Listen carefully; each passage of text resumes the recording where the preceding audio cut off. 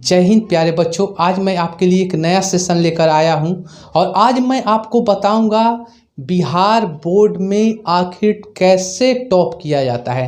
यानी सबसे बड़ी बात कि 10th क्लास के बहुत मेरे बच्चे हो गए और 10th क्लास की उनकी कोरोना काल में पढ़ाई नहीं हो पा रही है, तो उन्हीं सब बच्चों के डिमांड पर मैं अपने YouTube चैनल पर 10th क्लास के फुल्ली NCERT के कोर्स निःशुल्क फ्री, यानी पूरा आपको फ्री में पढ़ाया जाएगा, पूरे NCERT के बुक। और मैं पूरे ईमानदारी के साथ आपके साथ मेहनत करूंगा और आपको भी अपनी पूरी ईमानदारी के साथ हमारे साथ मेहनत करना है।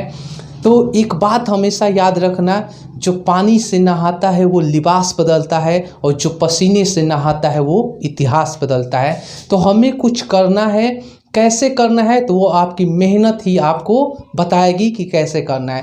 तो आज हम सबसे पहले 10th क्लास के सिलेबस के बारे में समझेंगे। तो सिलेबस क्या है, तो सबसे पहले हम सिलेबस देखेंगे।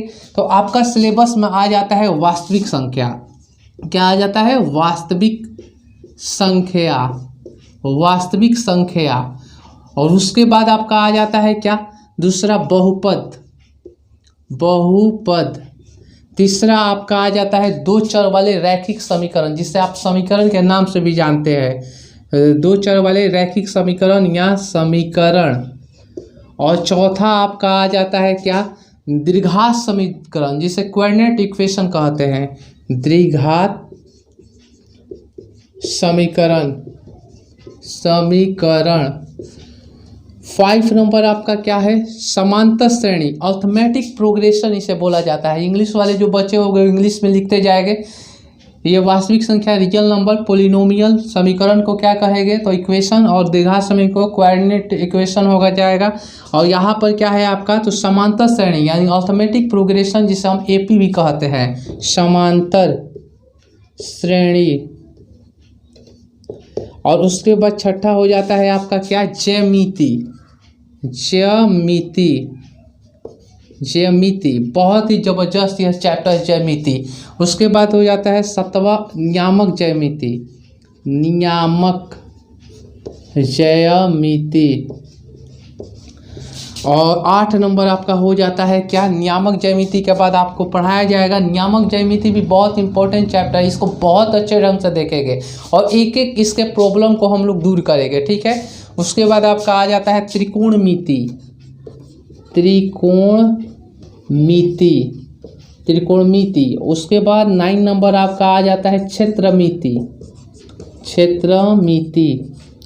और जिसे ट्रिगोमेट्रिक बोला जाता है, क्षेत्रमिति को क्या बोला जाता है? मेंसुरेशन बोला जाता है। और लास्ट में स्टैटिक्स बोला जाएगा, जिसे हम सांख्यिकी भी बोलते हैं। सांख्यिकी में आपका क्या आ जाता है? माध्य का बहुलक आ जाता है और क्या आ जाता है? प्रायिकता आ जाता है।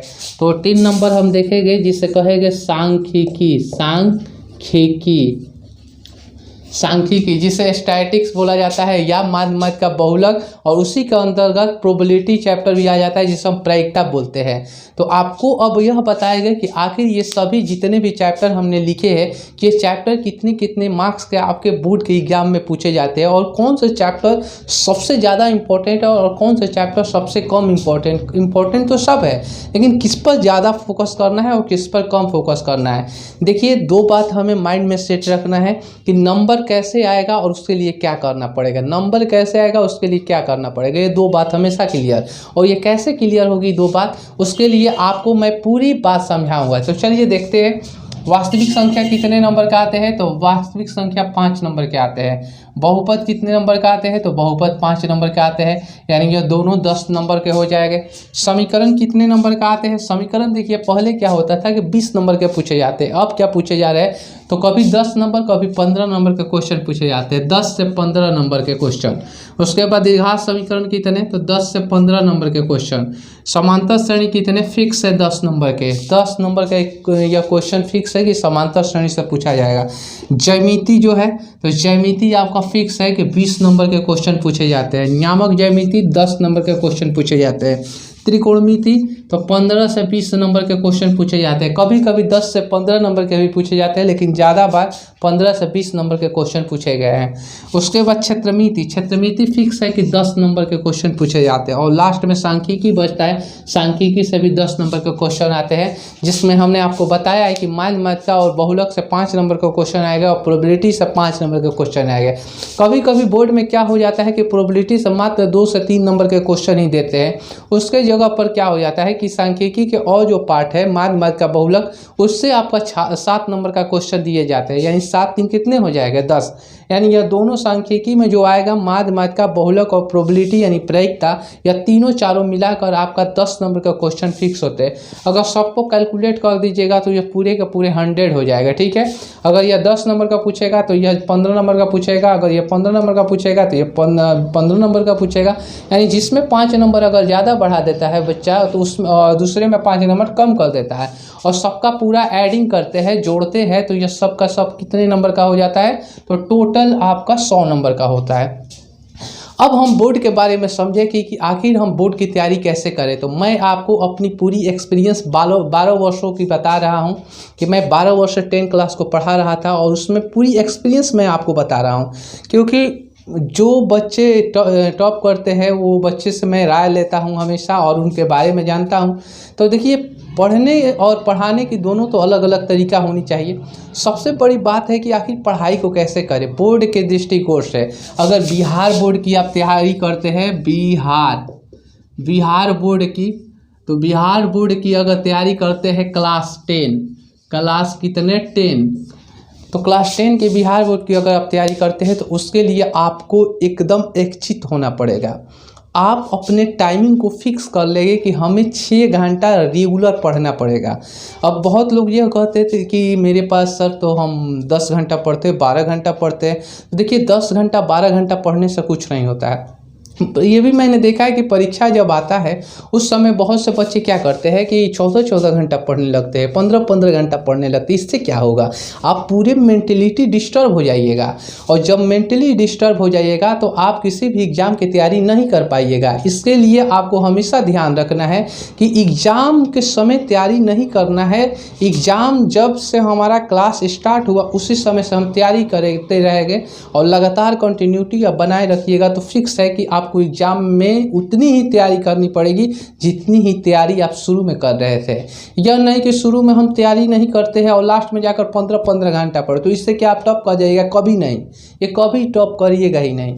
क्यों नहीं टॉप करिएगा? क्योंकि कंटिन्यूटी बहुत ज़रूरी होती है। आप 5 घंटा ही पढ़िए, लेकिन रेगुलर पढ़िए। यह नहीं कि एक दिन हम पढ़ लिए 10 से 12 घंटा, 14 घंटा मम्मी पापा को दिखा दिए और फिर बाद में पता चला कि अरे अगले दिन एकदम सोए है गधा जैसा। तो बच्चा ऐसा काम नहीं करना है। एकदम अपने आप को ईमानदारी के साथ पूरे 100% देना है, और आपको अपने से खुद से वादा करना पड़ेगा कि अगर हमें बोर्ड में टॉप करना है तो हमें अपना पूरा बेस्ट देना पड़ेगा। ये पूरी ईमानदारी के साथ, और पूरी ईमानदारी के साथ अगर आप पढ़िएगा तो ये मेरा एकदम है चैलेंज कि आपको बोर्ड में टॉप करने से कोई नहीं रोक सकता।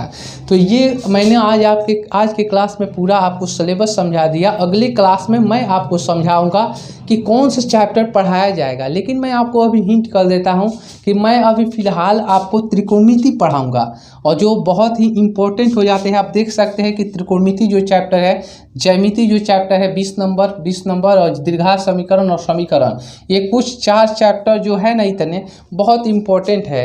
उसमें क्षेत्रमिति भी 10 नंबर की इम्पोर्टेंट है। तो यानी इसको हम लोग पहले कर लेंगे, जो इम्पोर्टेंट है उसको पहले कर लेंगे, और जो कम नंबर के है उसको लास्ट में देखेंगे। हालांकि हमें देखना सबको है, ठीक है, लाइन बाय लाइन देखेंगे। और हम इन सभी पूरे पार्ट को अपने YouTube चैनल पर सभी बच्चों को लाइन बाय लाइन कॉन्सेप्ट को समझाएंगे, और सभी बच्चों को ध्यान से रेगुलर अपने आप से एकदम वादा कर लीजिए कि रेगुलर हम क्लास नीरज सर के शाम 4 बजे वीडियो आपको अपलोड कर दिया जाएगा। उस वीडियो को रेगुलर हम 30 मिनट जरूर देखेंगे, और मैं पूरी ईमानदारी के साथ कहता हूं कि अगर मेरा वीडियो आप 30 मिनट रेगुलर देखिए तो आपका पूरे परीक्षा आते आते आपका पूरा मैं कंप्लीट करा दूंगा मैथ, और आपको थोड़ी भी परेशानी नहीं होगी। तो बस अगले दिन से यानी कल से मैं शाम 4 बजे रेगुलर वीडियो अपलोड कर दूंगा और आप रेगुलर 4 बजे उस वीडियो को देखिए। और जहाँ भी परेशानी होता है आप कमेंट बॉक्स में कमेंट लिखिए। मैं अगले संडे को, यानी सप्ताह में 7 दिन होते हैं, तो संडे को मैं डाउट क्लास लूँगा और उस डाउट क्लास में पूरे आपकी जितनी भी कमेंट होगी उन सबको मैं पढ़ूँगा और उसका डाउट क्लियर करूँगा उस क्लास में। तो आप लोग को उम्मीद करते हैं कि मेरी बातों ध्यान से समझ में आया और आप मेरे चैनल को सब्सक्राइब और नोटिफिकेशन के बेल आइकन को ज़रूर मतलब दबा दीजिएगा। उससे क्या होगा कि मैं जब भी कोई वीडियो डालूंगा तो सबसे पहले एसएमएस आपके पास चला जाएगा यूट्यूब के माध्यम से। तो